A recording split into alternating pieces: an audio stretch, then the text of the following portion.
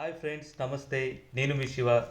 ఈరోజు మనం అందరికీ నచ్చే విధంగా స్పెషల్ చికెన్ దమ్ బిర్యానీ మన ఇంట్లోనే ఎలా చేయాలో ఈరోజు చూద్దాం.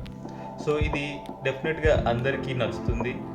ఎందుకంటే ఇందులో మనం బయట నుంచి తెచ్చిన మసాలాలు కాకుండా ఇంట్లోనే ఇన్స్టంట్గా చేసిన మసాలాలతో ఈ చికెన్ బిర్యానీ చేస్తాం. సో ఆలస్యం చేయకుండా ఈ చికెన్ బిర్యానీ ఎలా ప్రిపేర్ చేద్దామో చూద్దాం.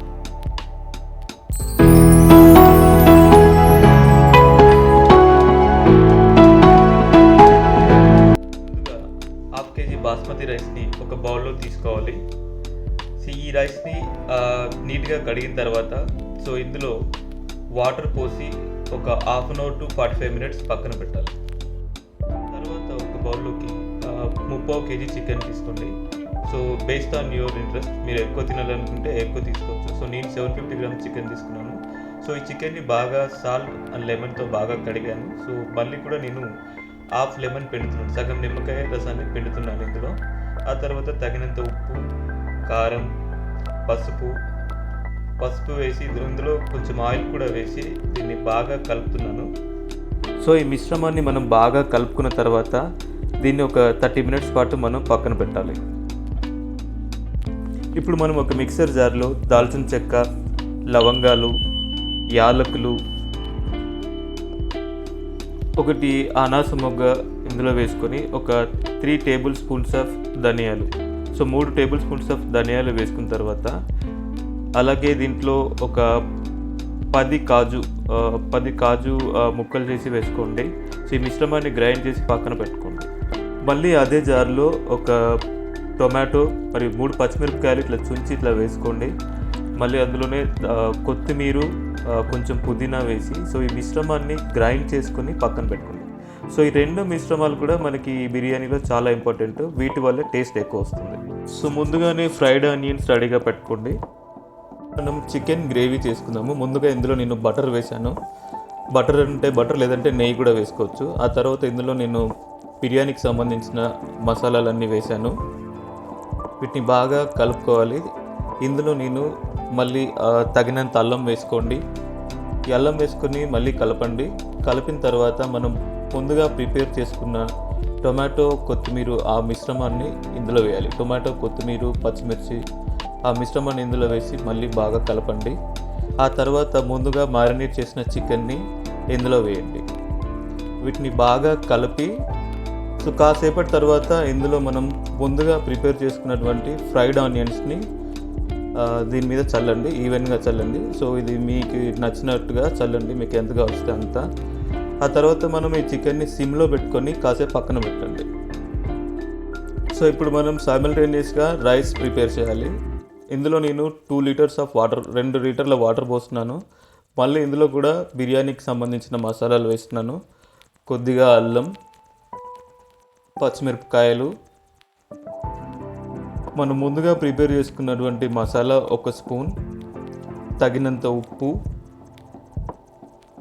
కొత్తిమీర మరియు పుదీనా, సరిపడా ఆయిల్ కూడా ఇందులో వేస్తున్నాను, తగినంత ఆయిల్ వేస్తున్నాను. సో దీన్ని మిశ్రమాన్ని మనం బాగా కలపాలి. ఇప్పుడు దీన్ని మనం ఈ వాటర్ బాయిల్ అయ్యేంత వరకు మూత పెట్టుకోండి. సో వాటర్ బాయిల్ అయిపోయాయి. ఇప్పుడు మనం ముందుగా పక్కన పెట్టుకున్నటువంటి బాస్మతి రైస్ని ఇందులో వేయాలి. సో వాటర్ అన్ని డ్రైన్ చేసి రైస్ ఇందులో వేసేయండి.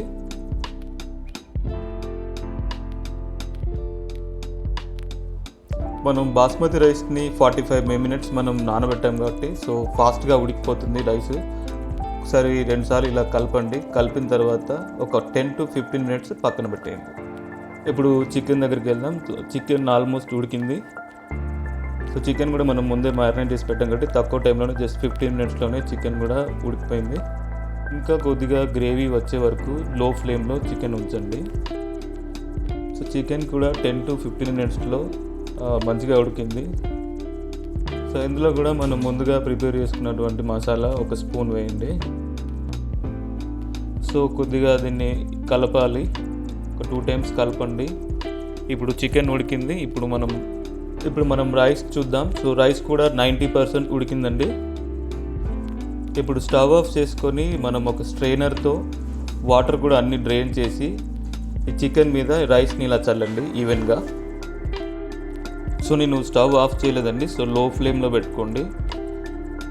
ఈ రైస్ని ఈవెన్గా చల్లిన తర్వాత మనకు ముందే ప్రిపేర్ చేసుకున్నటువంటి ఫ్రైడ్ ఆనియన్స్ని కూడా చల్లండి వీటి మీద.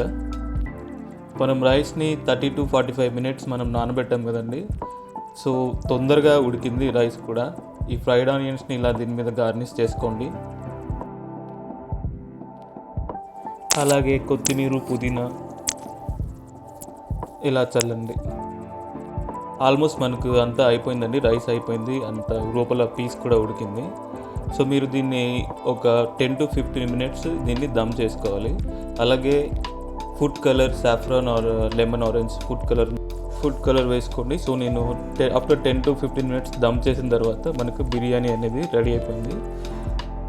మీరు బిర్యానీని దమ్ చేసేటప్పుడు డైరెక్ట్గా దీన్ని స్టవ్ మీద పెట్టకుండా ముందు పెనం పెట్టి ఆ పెనం వేడైన తర్వాత గిన్నెను పెట్టండి. సో అప్పుడు మనకి అడుగంటే ఛాన్స్ ఉండదు, అడుగు పట్టే ఛాన్స్ ఉండదు. సో బిర్యానీ రెడీ అయిపోయిందండి, చాలా జ్యూసీగా, టెండర్గా, పీస్ కూడా చక్కగా ఉడికింది.